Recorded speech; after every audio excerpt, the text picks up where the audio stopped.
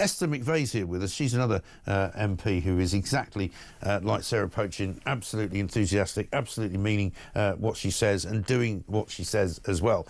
Former Minister for Common Sense. Esther, very good morning to you.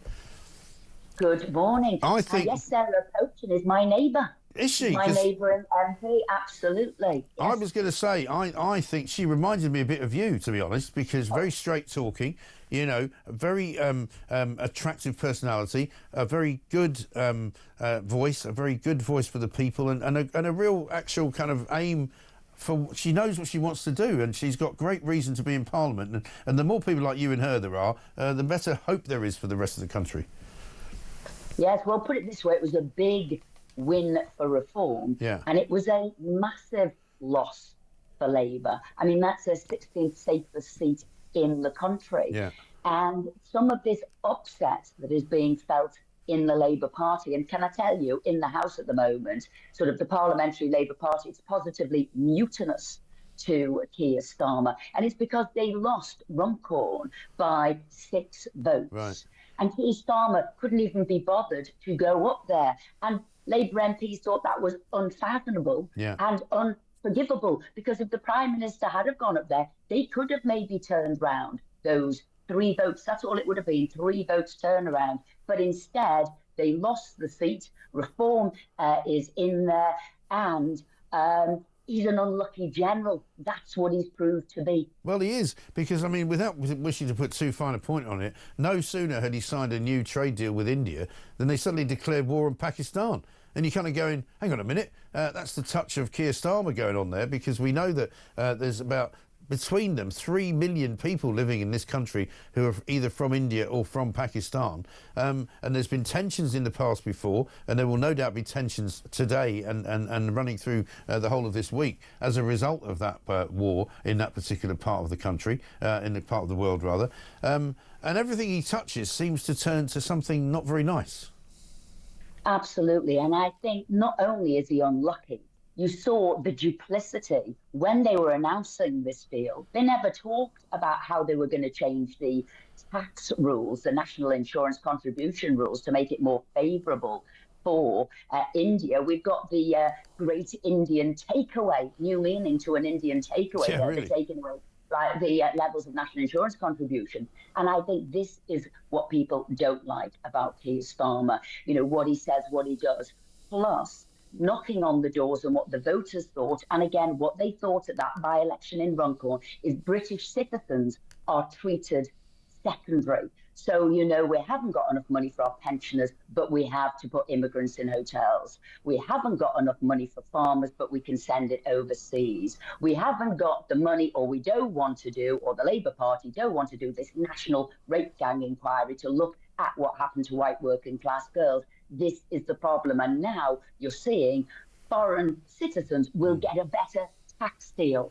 That is the problem. Keir Starmer puts the British citizen second, and that is another reason why these Labour MPs now are coming back to the House saying, you aren't the leader for us.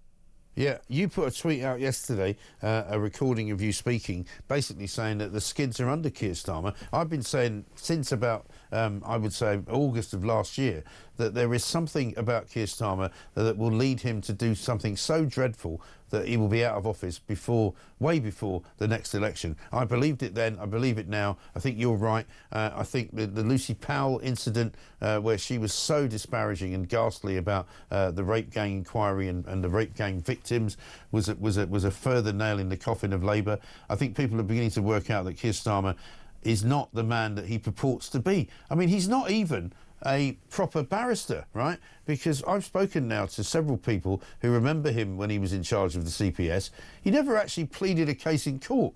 He was never somebody who was great at wandering around, you know, with his gown on, being able to sort of, convince a jury that he was right and the other side was wrong. He's never done that. So he's kind of pretending that he was a great barrister when he never really had that skill. Well, he went up on that journey, but he moved out of doing that role into the DPP as soon as possible. But what you're also seeing, and this is why I said I felt the skids were under him, you're seeing briefings and counter briefings really high up. And one of them was over the winter fuel payment. Yes. Will he do a U-turn over that or not? Now, the upset came as soon as they announced that winter fuel policy. But Labour MPs have stayed loyal and silent, and they haven't done anything. But those local election results were disastrous. That by-election result was disastrous.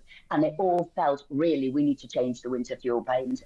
So you saw yesterday, we're not. And then government officials had to come out, Labour Party officials, to say it was not happening. That, to me, says you have serious problems that people are briefing and counter-briefing.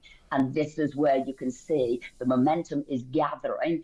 His MPs are unhappy. Lots of them haven't even come back to Parliament. Parliament was quiet yesterday. And that, I think, is when people are planning and plotting is who maybe they'll have instead of him. I think that will be an interesting question. I think he thinks a reshuffle that's now mooted to be in June could save his skin. But really, I think it's the start of the end. Yeah, I think so.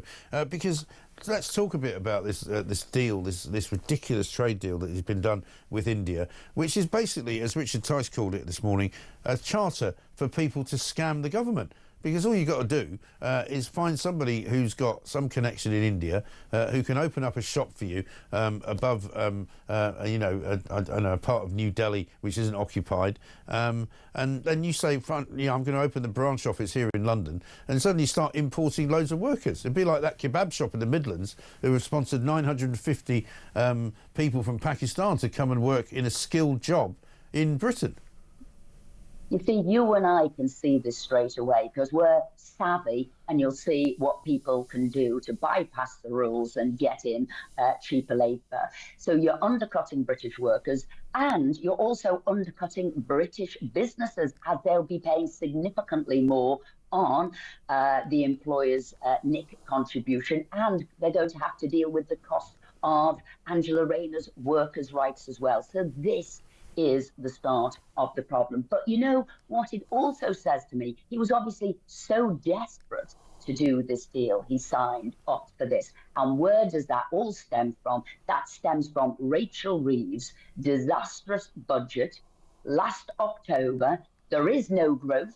They're desperately short of money. They don't know what to do. And they are now selling us for nothing around the world. You've seen the deal they're doing with China, the fact they've got their embassy over here, questions, what money did she get for that? Relatively little. It seems like it was 600 million or less to sell us down the Swanee there, and they're going to do the same with India. I think we need them out before they can do too much damage to our great British nation. Yeah, I think you're absolutely right. Esther, great to talk to you. Thanks very much indeed. We'll talk some more soon, but we're sort of up against it time-wise this morning. Former Minister for Common Sense still talks an awful lot of it. We need more people like Esther McVeigh. We need more people like Sarah Pochin as well. Pochin,